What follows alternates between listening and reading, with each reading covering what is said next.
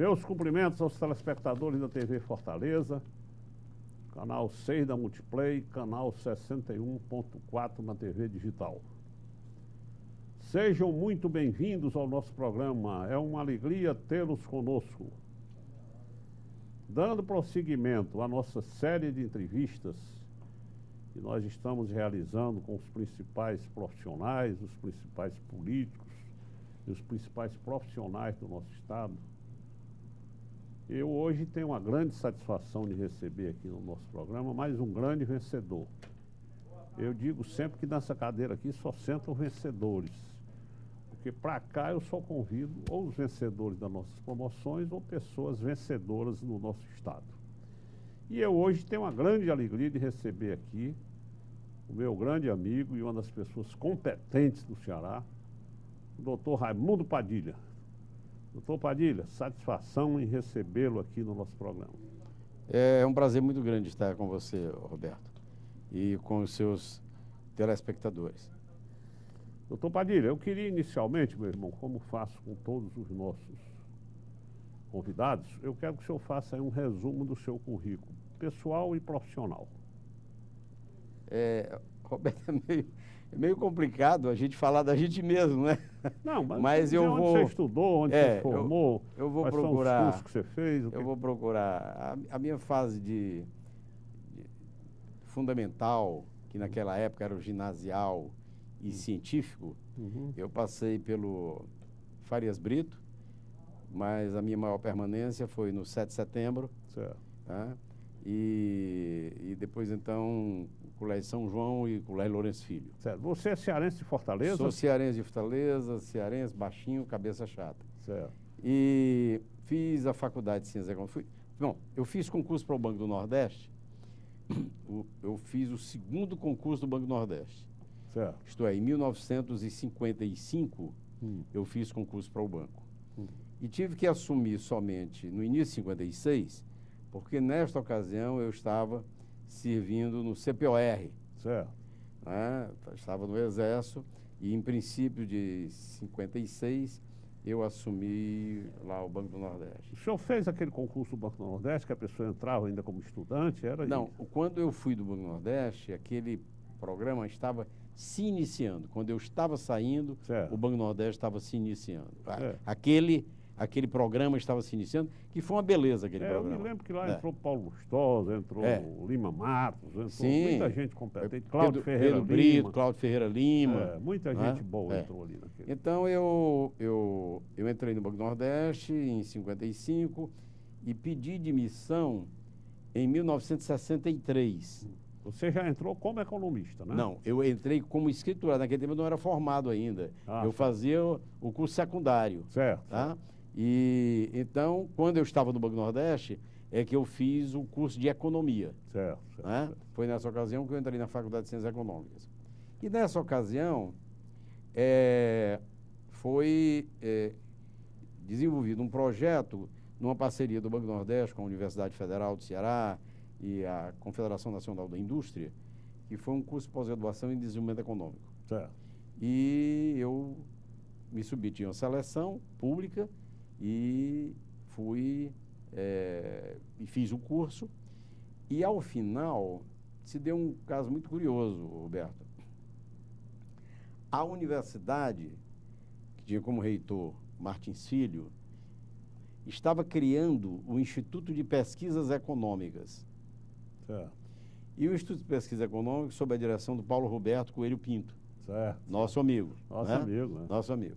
E nessa ocasião, a universidade convidou para fazer parte dos quadros do Instituto de Pesquisas Econômicas aqueles que obtiveram as melhores classificações. Certo, certo. Então eu entrei aí para o Instituto de Pesquisas Econômicas e tirei uma licença do Banco do Nordeste. Certo, certo. Tá?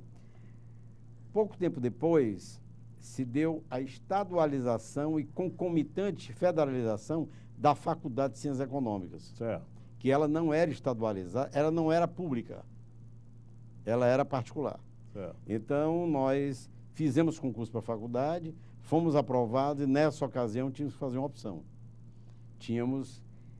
Eu não podia nem continuar licenciado do Banco do Nordeste. eu tinha que fazer uma opção, porque nessa hipótese seriam 3 cargos e eu pedi demissão do Banco do Nordeste. Isso eu digo às vezes para alguns companheiros do banco, que eu digo que sofro porque não tem aquele contra-cheque gordo, né? Que eles recebem todo mês. É um dos melhores empregos. Exatamente. Eu não sou... Você tomou uma decisão corajosa na época, né? Bastante corajosa, não sabe? E apesar de que os colegas diziam, você vai se arrepender, você vai voltar puxando a cachorrinha. Eu digo, olha, é preciso tirar essa cachorrinha da minha vida, porque eu não quero ter esse arrependimento, né? Mas eu brinco muito com os colegas, com os companheiros da época que já estão aposentados, ou esses mais recentes que eu me apresento como ex-funcionário, e digo a eles que o contra-cheque gordo eu não tenho, tá? Mas eu sou aposentado da Universidade Federal, né? E sou aposentado da Universidade do Estado. Tá? Certo. Então, esse é o meu caminho. Depois eu enveredei pela iniciativa privada, num convite que eu recebi do Valde Ari, Elano de Paula, e que o porta-voz do convite foi João José de Saparente, meu amigo e irmão. Aquela equipe maravilhosa que eles formaram. E então eu fui para lá, fui para dirigir a Crédimos Distribuidora de Valores, depois a Crédimos Crédito Imobiliário, e eu passei uma boa temporada lá, que foi um excelente aprendizado, né? O grupo era muito grande, tinha o grupo da EIT que também fazia parte, né? Master em Cosa, IPLAC, tinha um time muito bom, e eu então aproveitei esse conhecimento e a experiência deles e naturalmente aprendi também com eles. E de lá, quando a Crédimos foi vendida, eu comprei a Crédimos Corretora, que o Grupo Crédimos tinha um título da Bolsa de Valores, mas a corretora não estava constituída. E eu, então, negociei esse título. E constituí a corretora, e depois que constituí, se deu um caso interessante, não era, digamos assim, o meu sonho, mas foi um fato curioso, é que o presidente de então da Bolsa, a Bolsa nessa fase, Roberto, teve uma sequência muito curiosa. Nós tivemos o Bernardo Bichucha como presidente. Em seguida, o Regis Monte Barroso. Tá certo? Que eu nunca mais vi o Regis, né? Mas é uma figura... Filho do Pascoal Barroso. Filho do Pascoal. Pai do Igor. Uma figura extraordinária, né? Muito fidalgo, muito elegante. E na sequência foi o Oswaldo Dantas. Mas o Oswaldo renunciou e se deu uma vaga. E então eu fui eleito presidente da Bolsa e o mandato era de 1 ano. E eu fui reconduzido 27 vezes. Eu fui o mais longevo presidente de Bolsa no Brasil, né? Mas foi uma convivência muito boa, foi um aprendizado extraordinário. Eu acho que nesses locais todos a gente aprende, né? Porque todo dia se aprende, né? Perfeito. Me diga uma coisa, no governo Vigílio, você não ocupou nenhum cargo no Banco do Estado? Não, é o seguinte, o governo Vigílio foi uma passagem entre a universidade e a iniciativa privada. Foi o seguinte, eu tive o privilégio de ser um dos autores do Plameg. Por isso é que eu me lembro da sua ligação com o governo Vigílio. Então, o Plameg, ele foi coordenado a nível geral pelo economista Hélio Beltrão. E a nível local, pelo engenheiro e economista José Elito Gondim Pamplona. Certo? Pamplona. Então, naquela ocasião, eu desenvolvi um trabalho para a universidade sobre economia pesqueira. E eu fui convidado pelo Hélio Beltrão para escrever o capítulo sobre pesca. E eu estava muito bem apoiado naquela ocasião, porque 2 cientistas cearenses tinham uma articulação muito boa conosco e me municiava, né, de informações, que era Rui Simões de Menezes, um cientista da piscicultura, e Melquiades Pinto Paiva, Certo. genro do Almir Pinto, Certo. mas que, na verdade, era o homem da biologia marinha e que enfrentou aquele quadro da Guerra da Lagosta. Certo. Tá? Então, escrevemos, eu escrevi o capítulo de pesca do Plameg e, em seguida, o governador Virgílio nos convidou para constituir um grupo de trabalho e depois uma sociedade de economia mista. Quando veio o governador Plácido Castelo, na sequência, então houve substituição, né? Naturalmente, ele colocou pessoas do seu relacionamento ou da sua equipe e eu, então, saí. Foi aí que eu fui para Crédimos. Ah, tá Tá certo. certo? Essa foi a sequência. Mas você não chegou a ocupar nenhum cargo no Banco do Estado, não, né? Não, no Banco do Estado não. Houve sondagem, mas eu formalmente nunca recebi convite para ser diretor do Banco do Estado. Mas houve muito buchicho, como se diz. Eu ocupei uma posição, Roberto, quando, certa vez, eu sugeri ao governador Virgílio Távora criar uma companhia de crédito imobiliário vinculada ao BEC. Certo. E eu confesso a você que eu sugeri até que ele comprasse a Terra, companhia de crédito imobiliário, Certo. do Arnaldo Lemos. Mas ele conseguiu uma carta patente diretamente com o BNH. O Virgílio tinha um prestígio muito grande a nível nacional. Né? E conseguiu, então, uma carta patente e foi criada a BEC Crédito Imobiliário. Certo. E nessa ocasião ele pediu que eu fosse para lá para ajudar na implantação da BEC Crédito Imobiliário. Foi a minha passagem pelo órgão oficial. Perfeito.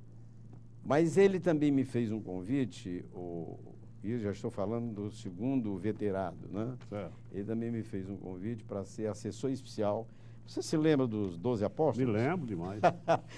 Você era um dos 12. Eu era um dos 12 apóstolos. E o comandante era o Oeste Borba. O comandante era o Oeste de Borba, exatamente. Exatamente. Você conhece bem a história política do Ceará. Conheço.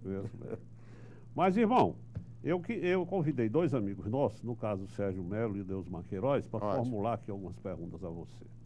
O Sérgio Melo lhe pergunta: o que deve acontecer com o Estado do Ceará frente à necessidade que o Estado terá em relação à redução de gastos públicos? Olha, eu acho que nós estamos com um governador que é uma pessoa muito ponderada e uma pessoa que tem um senso tem um sentido de direção muito firme, muito consistente. Eu até tive a oportunidade de conversar um pouco, numa ocasião, com ele. Tenho conversado bastante com o Eudoro, né? Eudoro Santana. Que é um grande assessor. Que é um grande assessor. Ele dirige um órgão na prefeitura, né? Mas ele naturalmente fica atento aos lances da prefeitura pela responsabilidade que ele tem e naturalmente a responsabilidade de pai, porque o governador é filho dele. Exato. Mas nós temos trocado muitas ideias, tá certo? E eu tenho um sentido assim muito próximo de que ele vai realizar redução de gasto, mas ele não vai perder a perspectiva de desenvolvimento. Perfeito. Tá certo? Ele vai ser muito seletivo na redução de gasto, que há uma necessidade, e é uma necessidade do país inteiro. Perfeito. Coisa que já podia ter sido feita há mais tempo.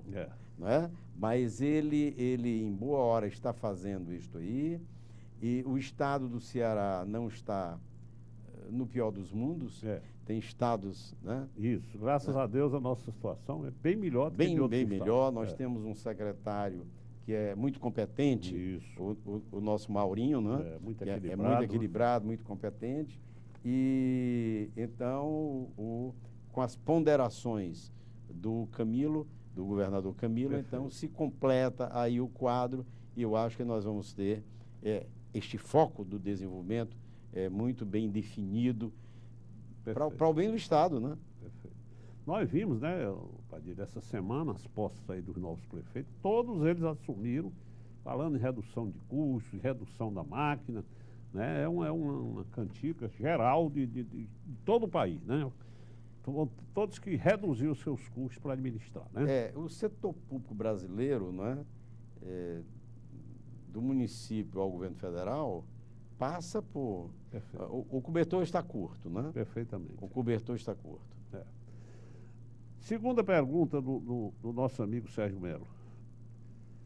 Tendo pouco recurso para investimento, como o nosso Estado pode dar andamento às obras como aquário, ponte estaiada, dentre outras?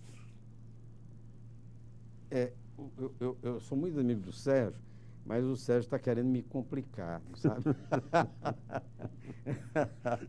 Então, o que acontece é o seguinte, meu amigo Sérgio tem a pena dos meus 80 anos, né?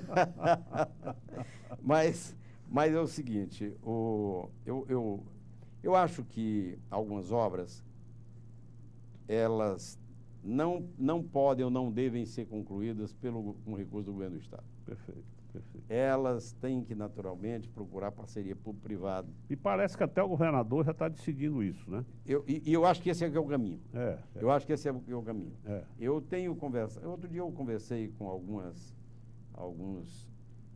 dirigentes, alguns líderes da área do turismo, e eu dizia, olha, o centro de eventos é um equipamento extraordinário e caiu de bandeja no colo do trade turístico. Isso. Que eles, há muito tempo, reclamavam isso, Isso, né? exatamente. Eu acho que aquilo se deve muito a eles também, né? Lógico. Embora o governador Cid construiu aquilo ali.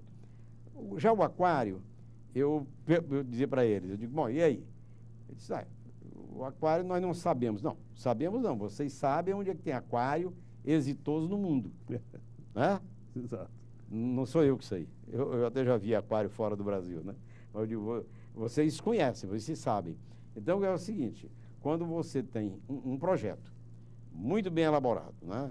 E me parece que o arquiteto foi o Leonardo Fontinelli, que é fantástico, né?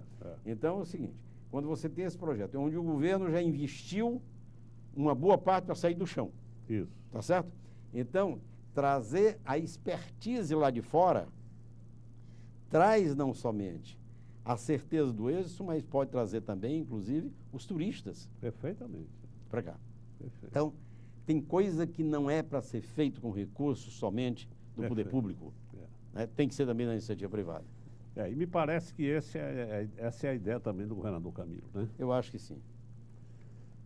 Terceira pergunta do Sérgio. Por qual razão o Estado não busca fazer PPPs e concessões para instalação de dessalinizadores, como ocorre em outras regiões do mundo? Esse aqui é o problema da água, né? É o problema da água. Esse problema de dessalinizadores, o que é que você acha? Olha, eu não sou um especialista nesta área, mas o que se tem como informação e de fontes fidedignas é que, na verdade, tem um custo muito elevado. Mas seria uma saída para o Nordeste, seria uma saída para o Ceará. E deve ser, né? E então eu acho que o governador agora está tratando desse assunto, ele está na pauta, acho que também vai ser em cima de parcerias, né? Aí tem que ser em cima de uma PPP. Né? Aí tem que ser PPP. E esse projeto de PPP, que andou um tanto parado, vamos dizer parado, mas lento nos governos passados, inclusive no governo federal, tá certo? E perdeu o ritmo. Nós tivemos um ritmo de privatização. Perfeito. Né? Depois ele foi desacelerado, né? E a desaceleração, ela complica, porque exige recursos do Estado, né? Para investir, ou pelo menos para manter. E a manutenção, às vezes, é maior do que o investimento que se faz. Isso. Tá certo? Isso. Então, esta compreensão do governador Camilo de procurar as parcerias, procurar essas obras consorciadas, eu acho que tem muito sentido e eu acho que ela vem com bastante força agora nesse início da segunda metade. Certo. Eu acho que isso aí vai ser destravado e o governador vai dar muita força a isso aí. Perfeito. Quarta pergunta, do Sérgio Melo. O que deve ser feito para atrair investidores para o nosso Estado diante das novas regras de incentivos fiscais indicadas pelo governo federal? O Sérgio, na pergunta anterior, ele quis me salgar, não é verdade? Com a dessalinização, né? Sérgio, é o seguinte, e Roberto e ouvintes, eu acho o seguinte, nós estamos diante de um problema nacional que eu acho sério, é a questão da credibilidade. Eu não estou com isso dizendo que falta credibilidade ao presidente da República. Não é nesse sentido. Falta credibilidade na economia do Estado. Ela sofreu um desgaste tão grande que o investidor nacional ou estrangeiro não se sente encorajado a realizar os investimentos. Porque eu sempre digo, e isso eu tenho como verdadeiro, é que dinheiro existe. O dinheiro está em algum lugar do mundo. Está, se nós fôssemos examinar aqui esse estúdio, o dinheiro provavelmente estava com você, Roberto, porque você é uma pessoa rica. Você não estaria comigo, tá certo? Mas o dinheiro está em algum lugar. Nesta sala é com você, não é comigo. Então, o que acontece é o seguinte. A impressão sua. Então, o que acontece é o seguinte. O dinheiro está em algum lugar. Agora, ele precisa ser atraído para investimento, né, reprodutivo e não especulativo. Perfeito. Como nós estamos com uma taxa de juros muito elevada, ele vem com a característica de especular, receber renda, juros, remuneração pela aplicação do capital e vai embora. Perfeito. E ele não cria raízes. E o importante é que esse investidor confie no modelo da economia. Olha que eu estou colocando o modelo da economia. Que o Meirelles, que intimidade, né? Mas que o ministro Meirelles, na verdade, está tomando rumos, dando direção para uma credibilidade maior do modelo econômico, né? Então, isto pode perfeitamente resgatar esta confiança no investidor privado, investidor privado, seja doméstico, seja estrangeiro. Perfeito. O nosso amigo Deusmar Queiroz lhe perguntou: Padilha, a siderúrgica já foi muito bom para o Ceará. O que representaria para o Ceará com implantação também da refinaria? Ele acha, o Deusmar, hoje conversando comigo, hoje não, quarta-feira passada, ele disse que acha que a refinaria vem para cá, que o governador Camilo está procurando aí uma parceria. O que é que você acha? Você ainda acredita na vinda da refinaria para cá? Olha, eu acredito em duas coisas. Primeiro na refinaria, primeiro no Deusmar. O Deusmar é um otimista. Eu posso dizer um otimista doente? Não é? Que doença boa essa do otimismo. Né? Não é? É otimista. E isso é bom, não é verdade? Sem dúvida. Então o Deusmar é um otimista. Não viria da boca do Deusmar dizer que a refinaria não vem. Tá? Então ele me deixou numa posição muito cômoda, porque eu também acho, Deusmar, que a refinaria vem. O governador Camilo está buscando, sem alarde, sem muita zoada, porque é o estilo dele, é aquele estilo prudente, comedido, etc., cauteloso, mas ele está trabalhando duramente para trazer esta refinaria para cá, tá certo? O que será muito bom. E ali nós temos um polo que é transformador para a economia do Estado e com influência na região, porque nós temos uma influência regional significativa. O Ceará não é solto e isolado no mundo, né?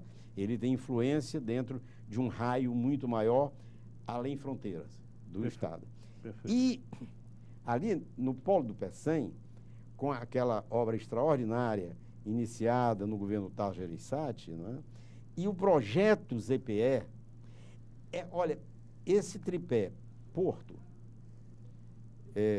siderúrgica, ZPE e vindo mais a refinaria, vai ser um negócio extraordinário.